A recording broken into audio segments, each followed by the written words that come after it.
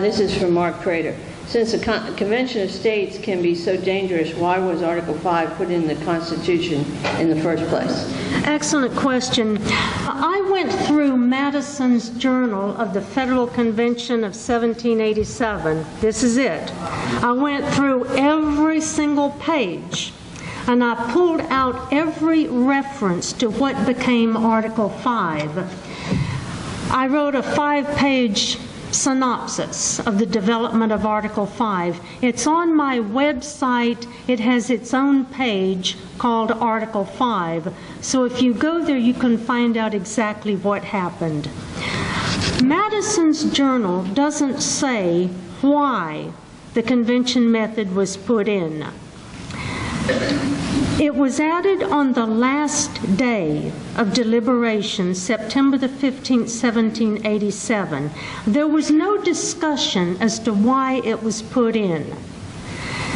It may have been put in to try to get George Mason and his two friends, Mr. Randolph and Mr. Gerry, to sign the convention because they wanted all of the delegates who were at the convention to sign it.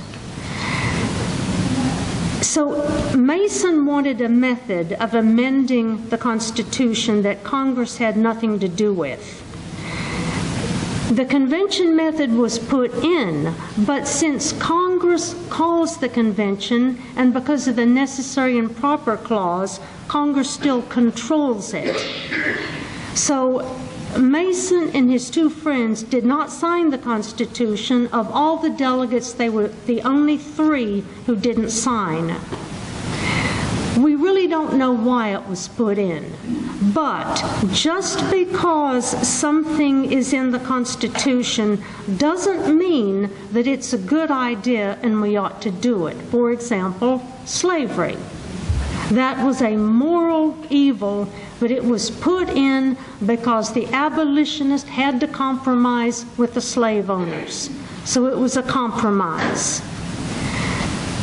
The fugitive slave laws were permitted by Article 4, Section 2, Clause 3. The fugitive slave laws were an abomination, but it was in the Constitution. Fortunately, with the 13th Amendment, that provision was repealed. Our Constitution on the whole was a 5,000-year miracle, but it was drafted by men who were fallen, and there were flaws in it. Slavery was one flaw, and I submit that the convention method of proposing amendments was another flaw. From the very beginning, James Madison argued against the convention method. In Federalist Paper number 49, James Madison discusses at great length what a terrible idea it is to have a convention to correct any federal usurpations.